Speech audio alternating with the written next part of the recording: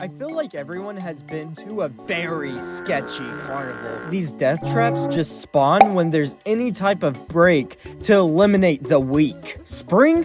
Carnival. Summer? Carnival. Fall? Carnival. Winter? Depression. Needless to say, if you can't stomach the carnival, you are weak. So, to pretense this story, the boys Ernesto and Izzy wanted to come visit me from California for their spring break. When they got out here, we just kind of sat around my house trying to figure out what to do until we came up with the grand idea. Dude, we should go to the carnival! So we got up, drove our silly little asses to the carnival, where we beholded a sight to be seen. The fair lights were glimmering upon the horizon like the northern lights in this rundown mall's parking lot. Me and the boys made our way to the fairgrounds where we saw the absolutely massive line of people at the ticket booth.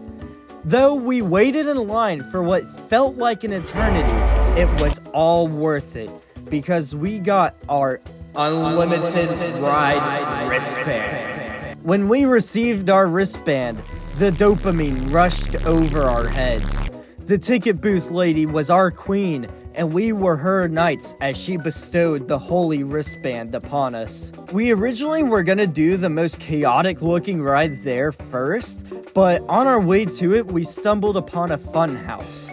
This funhouse was clearly made for children. I mean, it had a cartoon hippo on it. The cartoon hippo was our beacon to this child-sized funhouse, and we had to follow it. We squeezed ourselves into this funhouse, and we went bonkers. We were immediately greeted by one of those pressure pads that make noises like...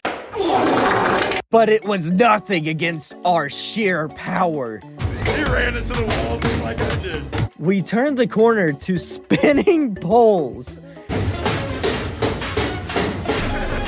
My friend then beckons me to around the corner where I have seen the most cursed sight I will ever see. In this funhouse, made for kids, was a rotting clown head, and when you got near it, it would let out the most hideous screech heard to man.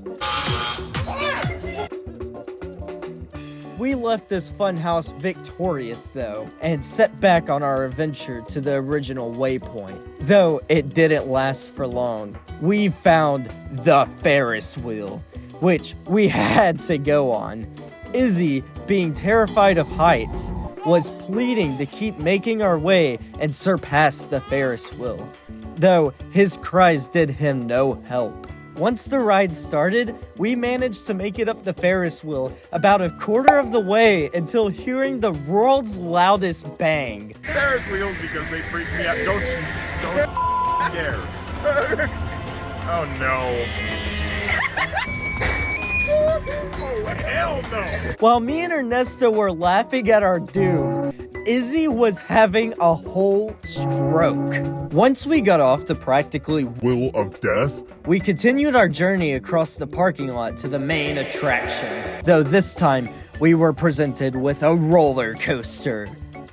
Made for kids. Though it wasn't just any roller coaster. This was a dragon roller coaster. And on this dragon roller coaster, it looked like they just replaced the wheels for the ride with shopping cart wheels. Needless to say, we had to ride it. And when we did, the track started bending. We dismounted our noble steed. We were greeted by what started our journey. We were greeted by one of the most beautiful sights. A glowing, spinning, swinging, claw, playing Indian music that was sitting on wooden pallets. We felt the pure ecstasy of sitting down in the seats, and then the ride begun. Me and the boys were enjoying every moment. Looking back on our journey, the fun house, The wheel of death? the roller coaster, and now, what we all set out to do, the main attraction, was done. We left that carnival feeling like true players. We had our mission, and we accomplished. All right, and that's it. Goodbye.